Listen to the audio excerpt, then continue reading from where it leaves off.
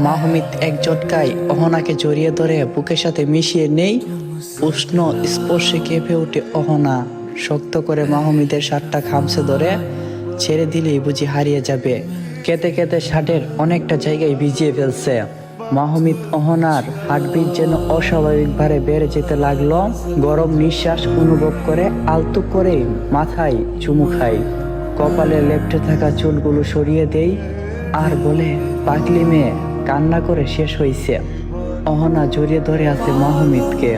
মাহমিদ ছাড়াতে চাইলেও সে আরো জোরালো ভাবে ধরে আছে। অহনা বিরক্ত হয়ে বলল, এমন অদ্ভুত আচরণ করছো কেন? আর একটু থাকো না আমার কাছে। মাহমিদ বলল, ঘরে যাও, সবাই অপেক্ষা করছে। অহনা বলল, না, সবাই ঘুমাচ্ছে। মাহমিদ বলল, তাহলে তুমি কি করছো? অহনা বলল, দেখো না, আমি আমার ব্যক্তিগত সম্পত্তি আগলে রেখেছি। মাহমিদ বলল, কোনটা তোমার ব্যক্তিগত সম্পত্তি? অহনা মাহমিদের বুকে হাত রেখে বলে, এটা এটা আমার ব্যক্তিগত সম্পত্তি। কেউ ছিনিয়ে নিতে চাইলে দেব না। এর উষ্ণতা থেকে বঞ্চিত হতে চাই না কখনো। মাহমিদ বলল, তোমার জ্ঞান রূপ পেয়েছে অহনা, বসে নেই তুমি, ছাড়ো আমাকে আর ঘরে চলো। অহনা বলল, না, আরেকটু। মাহমিদ ছড়িয়ে দেই অহনাকে। বুকের গরম ঘুম থেকে ছাড়া পেতেই অহনা কেমন শীতল হয়ে পড়ে, যেন মনে হচ্ছে শরীর তার তেজ হারিয়ে ফেলছে। মাহমিদ বলল, কতক্ষণ এভাবে ছিলে মনে আছে? অহনা নিজের মাথায় একটা থাপ্পড় দেয়। মনে হয় তার অনুভূতিটা কিছুটা আগের মতো হয়েছে। লজ্জায় মাথা নিচু করে ফেলে। অহনা ভাবে, এ কি করে বসলো।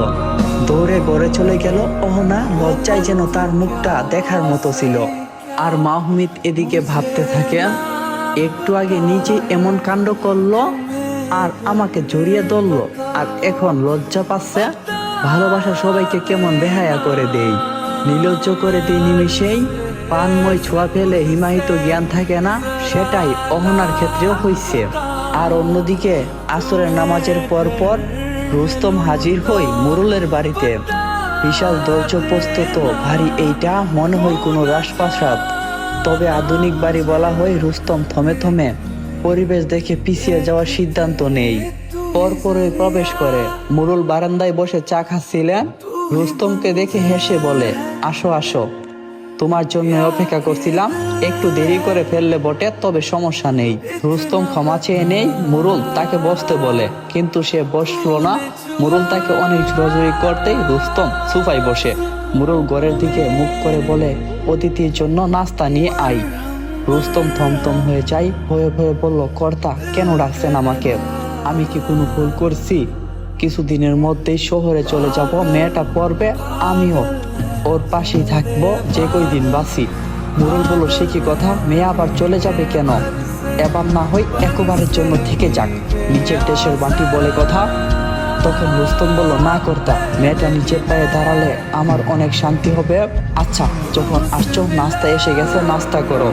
মুরুল তাকে চাটা এগিয়ে দেয়। এত খাতির যত্ন দেখে রুস্তম আরো কাছাকাছি হয়ে বসে। মুরুল আবার বলল, মেয়ের জন্য চিন্তা করো না, তোমাকে চিন্তা করতে হবে না। রুস্তম বলল, তা কেমন করে হবে? আমার পানও যে কখন চলে যায়, মেয়েটাকে কোনো কুল কিনার দিতে পারি কিনা সেটা নিয়ে অনেক চিন্তায় আছি এমনিতেই। মুরুল বলল, আচ্ছা শোনো, আমার বড় ছেলেকে কেমন লাগে তোমার? রুস্তম ভেবে পাই, হঠাৎ এমন প্রশ্ন কেন? আপনার ছেলে হলো হীরা, নজর কারা? কার না ভালো লাগে বলুন? মুরুল বলল, আমি জিজ্ঞাসা করছি তোমার কেমন লাগে। রুস্তম বলল, ভালো লাগে, শহর থেকে পড়াশোনা করে আসা ছেলে, এলাকায় উন্নয়ন হবে তাকে দিয়ে। তখন মুরুল বলল, একটা অনুরোধ রাখবে রুস্তম। রুস্তম বিনীত হয়ে বলল, ছিছি কথা, কি বলছেন আপনি? আপনি বললে জীবনটা দিয়ে দেব। আপনি অনুরোধ করবেন না, আপনি আদেশ করুন। মুরুল বলল, না, এখানে তুমি নিজেকে ছোট করে দেখবে না। এই মুহূর্তে তুমি আমি সমান, এটা ভেবে বলছি কথাটা। রুস্তম ডুব গিলে নেই, কি কথা বলতে চাচ্ছে মুরুল? তখন হঠাৎ মুরুল বলল, তোমার মেয়েকে আজ সকালে দেখে ভালোই লেগেছে। বড় ছেলে আরিশের জন্য কবে থেকে মেয়ে দেখছি, মনের মতো কাউকে পাইনি। তোমার মেয়েকে দেখে মনে হলো রূপে গুণে সে আমার ছেলের জন্য একদম পারফেক্ট। আমি চাই দুই হাত এক করে নিতে। তোমার কি মতামত? আমি জোর করব না, জানতে চাই শুধু। রুস্তম আনন্দিত হবে নাকি? বিষণ্ণ হবে বুঝতে পারছে না, চুপ করে রইল। মুরুল আবার বলল, আমার ছেলে ভালো, তোমরা তো একই এলাকায় আছো, যদি খারাপ কোনো খবর শুনে থাকো আমাকে বলো। রুস্তম একগাল হাসি দিয়ে বলল, আমি ভাবতে পারিনি আমার মেয়েকে ভালো লাগেছে। আমার মেয়ের সৌভাগ্য এই বাড়িতে বিয়ে হবে, আমি রাজি আলহামদুলিল্লাহ। তাহলে বিয়ের তারিখটা ঠিক করে ফেলে, কি বলেন বিহাই? রুস্তম ভেবে বলল, মেয়েকে একবার কথাটা জানানো জরুরি। যদি যদি বলতেই মুরুল থামিয়ে বলে, আরে কোনো ব্যাপার না, আর তুমি এমন ভয়ে ভয়ে থাকবে না, মনে করবে আমরা সমান, বেয়াই আমরা, গলায় গলায় ভাব থাকবে। আর মেয়ের সাথে কথা বলে আমাকে জানাবে। মুরুল বলল, আরে কোনো সমস্যা না, এমন ভয়ে থাকবা না কখনো, মনে করবা আমি তুমি সমান, আমরা বিয়াই, গলায় গলায় ভাব থাকবে, মেয়ের সাথে কথা বলে আমাকে জানাবে, আমি নিজে যাব তোমার মেয়েকে দেখতে তোমার বাড়িতে মহিলাদেরকে নিয়ে। বলে মুরুল রুস্তমের কাঁধে হাত রাখলো। রুস্তম জোরপূর্বক হাসলো, তারপর বাড়ির উদ্দেশ্যে রওনা দিল। পুরো ঘটনাটা খেয়াল করলো মাহমুদ, কারণ সে পাশে থেকেই মুরুলদের সব কথা শুনছে। মাহমুদ বাসায় ফিরতেই অহনা তাকে ডাকে আর বলে, এই এতক্ষণ কোথায় ছিলি? মাহমুদের চোখে কান্নিস বেয়ে পানি পড়ে। অহনা তার চোখে চোখ রেখে বলল, কি হয়েছে? আবার কি হয়েছে তোমার, কাঁদছো কেন? মাহমুদ কি করে বলবে যে অহনা আমি তোকে হারাতে যাচ্ছি সারা জীবনের জন্য, কিন্তু বেচারা কোনো কিছুই বলতে পারছে না। মাহমুদ বলল, কিছু হয়নি তো, আমাকে যেতে হবে। অহনা বলল, এই সন্ধ্যায় কোথায় যাবে? মাহমুদ বলল, কাজ আছে, যেতেই হবে। অহনা বলল, আমাকে বলো কি কাজ, আমিও যাব তোমার সাথে। মাহমুদ বলল, না, এইটা শুধু আমার একান্ত কাজ, আমাকেই যেতে হবে। এই রহস্য শেষ দিতেই হবে খুব তাড়াতাড়ি, এসব থেকে মুক্তি হওয়াটাই প্রয়োজন। অহনা বলল, কিসের রহস্য, কি বলছো তুমি? আমি তো কিছুই বুঝতে পারছি না, বুঝিয়ে বলো। মাহমুদ ওর কাঁধে হাত রেখে, এতটুকু মনে রাখো, আমার দুটো কাজ, একটা জুড়ে শুধু তুমি, অন্যটা সম্পূর্ণ আলাদা, আমি চাই না সেটা কেউ জানুক। অহনা বলল, আমাকেও বলবে না? কি এমন কাজ যেটা আমাকে বলা যাবে না? মাহমুদ বলল, বর্ষা রাখো, আমাকে এখন যেতে হবে, না হলে বড় বিপদ হয়ে যেতে পারে। মাহমুদ চলে যেতে চাইলে অহনা তার সামনে গিয়ে দাঁড়ায়। তুমি এভাবে যেতে পারো না মাহমুদ। মাহমুদ বলল, বোঝার চেষ্টা করো অহনা, আমি চাই না আমার ছোট বোনের জন্য অগণিত প্রাণ চলে যাক, আমাকে যেতেই হবে। অহনা বলল, এত কিছু জানি না আমি, আমাকে সব বলো তারপর। মাহমুদ বলল, সময় হলে বলবো, এখন সঠিক সময় না আহি। আর একটা কথা, সন্ধ্যায় তোমার বাবাকে হন্তদন্ত হয়ে বেরোতে দেখছি, আমি পিছু নিয়েছিলাম। অহনা অবাক হয়ে গেল, কারণ আহি নামটা সে আবারও শুনছে, কিন্তু সে চুপ থেকে বলল, কেন গেছে বাবা? তখন মাহমুদ বলল, মুরুলের ছেলের সাথে তোমার বিয়ে পাকা করে এসেছে তোমার বাবা। অহনা, তুমি অনেকটাই সৌভাগ্যবান যে মুরুল তোমাকে পছন্দ করছে। অহনা বলল, কি কি বলছো এসব, তুমি মজা করছো না তো? মাহমুদ বলল, আমি কেন মজা করব, এটা তো আনন্দের বিষয়, কষ্ট হচ্ছে এটা ভেবে যে বিয়েতে আমি থাকতে পারবো না। এর থেকেও গুরুত্বপূর্ণ কাজ আছে আমার, যেটা না করলে হয়তো আমি আর কখনোই তোমার সামনে এসে দাঁড়াতে পারবো না। অহনা আটকে উঠে চোখ দিয়ে যেন পানি পড়বে, আর মাহমুদকে উদ্দেশ্য করে বলল, তুমি কি সত্যি আনন্দিত হচ্ছ মাহমুদ?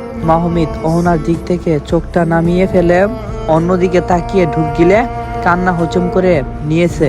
ঢুকের সাথে অহনা আবারও বলল, কি হলো, আনন্দ পাচ্ছ তাই না? মাহমুদ বলল, হ্যাঁ, আমি অনেকটাই খুশি, তোমার বিয়ে হবে, ছেলেটা খুব ভালো, আজকাল এমন ছেলে পাওয়া যায় না। অহনা ঠুট কামড়ে কাঁদে, আমার কষ্ট হচ্ছে।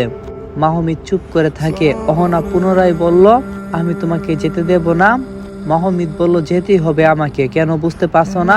আমি সাধারণ কোনো মানুষ না। অহনা বলল, সে যাই হোক, আমি তোমাকে ছাড়বো না। মাহমুদ অহনার কাছে এসে দাঁড়ায়, ওর কাঁধে হাত রেখে বলে, আমি তোমাকে কষ্ট দিতে পারবো না কখনো, যদি কখনো দিয়ে ফেলি তবে সেদিন যেন আমার অন্তিম বিলীন হয়ে যায়, তোমাকে কষ্ট দিয়ে আমি থাকতে পারবো না কখনো। মাহমুদের গলা পরিষ্কার করে অন্যদিকে তাকিয়ে আবার বলল, তোমার বিয়ে করে নেওয়া উচিত, এমনি তো একজন থেকে ঠকে গিয়ে বিষণ্ণতায় আছো, আর আমি তোমার খুশি চাই। আমি না অনেক খুশি তোমার বিয়ে হবে, তাও আবার একটা ভালো ছেলের সাথে। অহনা বলল, তুমি অন্যদিকে তাকিয়ে আছো কেন? আমার চোখে চোখ রেখে কথাগুলো বলতে পারছো না? এর মানে কি? এর মানে তুমি মিথ্যা বলছো, তুমি মোটেও খুশি না মাহমুদ। মাহমুদ বলল, আমি কতটা খুশি বুঝাতে পারবো না তোমাকে অহনা। অহনা বলল, এত খুশি তুমি যে এতদিনের কিছু স্মৃতি ও বুঝি তোমাকে কষ্ট দিতে পারেনি? মাহমিদ বলল, কোনো স্মৃতি মনে রাখি না আমি, স্মৃতিরা শুধু কষ্ট দেই, খুব মনে রাখতে চাই না। অহনা বলল, তবে চলে যাও, আর তোমাকে ধরে রাখবো না। মাহমিদের বুকের ভিতরটা যেন মুসুর দিয়ে উঠে, দিশেহারা লাগছে তার নিজেকে। উল্টো দিকে ফিরতে তাকাতেই অহনা তার হাত চেপে ধরে বলল, সত্যি তুমি চলে যাবে? আমার কেন জানি বিশ্বাস হচ্ছে না। মজা করছো না তো? মাহমিদ বলল, না, আমি মজা করছি না অহনা। অহনা চোখের পানিগুলো মুছে নেই, মুখের হাসি ফুটিয়ে তুলে জিজ্ঞাসা করে, কবে ফিরবে তবে? মাহমিদ বলল, জানা নেই, নাও আসতে পারি। অহনা বলল, তার মানে নিশ্চয়তা দিতে পারছো না? কি বোকা তুমি, গুছিয়ে মিথ্যাও বলতে পারো না আমাকে, আবার নাকি ছেড়ে যাবে? মাহমিদ গুল গুল চোখে কিছুক্ষণ তাকিয়ে আছে অহনার দিকে, চোখের পাপড়িগুলো পানিতে টুপটুপা হয়ে আসছে, তার ঠোঁট দুটি যেন অহনার দিকে টানছে। নিজেকে অনেক কষ্টে সামলে নেই মাহমিদ, মনে মনে বলল, এত সুন্দর তুমি, কখনো চোখ সরাতে পারি না। কেন এত ভালো লাগে তোমাকে? সবাই পেতে চাই, আমিও চাই হয়তো, কিন্তু আমি কি সেই একজন হতে পারবো? কখনোই না। আমি তোমার কাছে অদৃশ্য, আমার যে কোনো অস্তিত্ব নেই। আমার তোমাকে পাওয়ার আশাগুলো যেন বৃথা। ভিতর থেকে দীর্ঘশ্বাস বের হয়ে আসে মাহমিদের। অহনার থেকে চোখগুলো সরিয়ে মাটির দিকে ত্যাগ করে অহনা কোনো কথা না বলে লুটিয়ে পড়ে মাহমিদের বুকে। চাতক পাখির মতো অহনাও যেন বৃষ্টি সন্ধান পেল, হু হু করে কেঁদে উঠে। অহনা বলল, আমি কেন এত কষ্ট পাই? সব কষ্ট যেন আমাকেই বেছে নেই। আমি কেন দুটো দিন শান্তিতে থাকতে পারি না? কষ্ট পেতেই হবে আমাকে। মাহমিদ শেষ স্পর্শ ভেবে নিচেও জড়িয়ে নেই অহনাকে, শক্ত করে আলিঙ্গন করে নেই। অহনা এক গম্ভীর কণ্ঠে বলল, এই বুকের স্পর্শ একান্তই আমার। এই স্পর্শ যদি হারিয়ে যায় তাহলে আমি কোথায় যাব? বারবার যেন মন চাই এই আলিঙ্গনে আবদ্ধ হতে, ভীষণ করে। কিভাবে ছাড়বো? পারবো না। আমি একান্তই তোমাকে জড়িয়ে ধরে থাকতে চাই সারাটা জীবন। পরক্ষণে শান্ত হয়ে যাই, গলা পরিষ্কার করে তোমাকে আমি আটকাবো না, কারণ আমি জানি তুমি আবারও ফিরে আসবেই, সঠিক সময়ে আসবে। মাহমিদ বলল, এত আত্মবিশ্বাস তোমার? অহনা বলল, অনেক। মাহমিদ বলল, যেতে হবে এবার। অহনা ছেড়ে দেই, মাহমিদ এগিয়ে যায় সামনের দিকে। কিছুক্ষণের মধ্যে উদাও হয়ে যায়। রুস্তম মেয়ের ঘরে ঢুকে তার কাছে এসে বলে, কিছু কথা বলবো তোকে। অহনা বলল, আমি জানি। রুস্তম অবাক হয়ে বলল, কি জানিস তুই? তুমি মতির সাথে বিয়ে ঠিক করছো তাই তো? রুস্তম মুখ বেসকিয়ে বলে, না রে, আরিশের সাথে। সে যাই হোক, আমি বিয়ে করব না এখন। কেন বিয়ে করবি না? কারণটা তো বলবি। অহনা বলল, কোনো কারণ নেই, আমি এই বিয়ে করতে চাই না। রুস্তম চুপ করে থাকে কিছুক্ষণ। পাশে ছিল ময়না, বলল, আফা, তুমি বিয়ে করতে চাও না কেন? আরিশ ভাই না অনেক ভালো মানুষ, আমার স্বামীর সাথে খুব খাতির ছিল।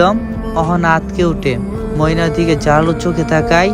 কিছু বলার আগেই ময়না বলল, আফা, বই পেও না, আরিশ ভাই এমনিতেই আমার বাড়িতে যেত, আমার স্বামীর সাথে ওর কোনো লেনদেনই ছিল না, তিনি অনেক ভালো মানুষ আফা।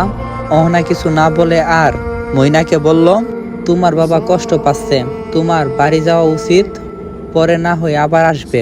ময়না বলল, হ আফা, কালকেই চইলা যামু, লোকে মন্দ কথা শুনাই বাব্বারে, তাই যাচ্ছি না। অহনা বলল, কে কি বলবো তাতে কান দিও না, তুমি যাবে, কেউ কিছু বললে মুখের ওপর জবাব দিবে, মনে রেখো। তুমি যদি চুপ থাকো তাহলে লোকে সেটাই সুযোগ নিয়ে তোমার উপর অত্যাচার করবে। তোমাকে রুখে দাঁড়াতে হবে, কারণ নিজের আত্মরক্ষা নিজেকেই করতে হবে। অহনা সান্ত্বনা পেয়ে ময়না বলল, হ্যাঁ আফা, আমি রুখে দাঁড়াবই। রুস্তম মেয়ের মাথায় হাত বুলিয়ে দিয়ে আস্তে করে আবারও বলে, তোর মা থাকলে হয়তো সে বুঝাতে পারতো, আমার কথা তুই বুঝতে পারিস না। আমার যে তোকে নিয়ে চিন্তা হই, আমি চাই ভালো একটা জীবন সঙ্গী নিয়ে সারা জীবন তুই সুখে শান্তিতে থাক। এই আশাই আমার তোর উপর ভরসা করছি আমি, কারণ আরিশেরা অনেক বড় লোক, যদি তাদের কথা না শুনি তাহলে তারা অনেক বাজে কাজ করবে। কিন্তু আমি মেনে নিয়েছি এটা ভেবে যে তুই আমার কথা কখনো ফেলবি না, তুই আমার এই কথাটা অন্তত রাখ মা। বলে রুস্তম চলে গেল। অহনার কোনো কিছুই ভালো লাগছে না। মাহমিদ চলে যাওয়ার পর থেকে মনটা খারাপ, তার মধ্যে আবার বিয়ে মেনে নিতে পারছে না অহনা। বাইরে বের হয়ে অহনা কলপাড়ে গিয়ে হাত মুখ ধুয়ে নেই। ঘরের দিকে পা বাড়াতে কেউ তার মুখ চেপে ধরে। গভীর একটা সুর শুনতে পাই অহনা, তুমি এটা কখনো করতে পারো না, কখনোই না। আসসালামু আলাইকুম। তো এই পর্বটা এখানেই সমাপ্ত করলাম। পরবর্তী পর্ব আশা করি খুব তাড়াতাড়ি দিয়া দিমো। আর গল্পটা ভালো লাগলে অবশ্যই একটা কইরা লাইক আর কমেন্ট কইরো। তো ভালো থাইকো সবাই, আল্লাহ হাফেজ।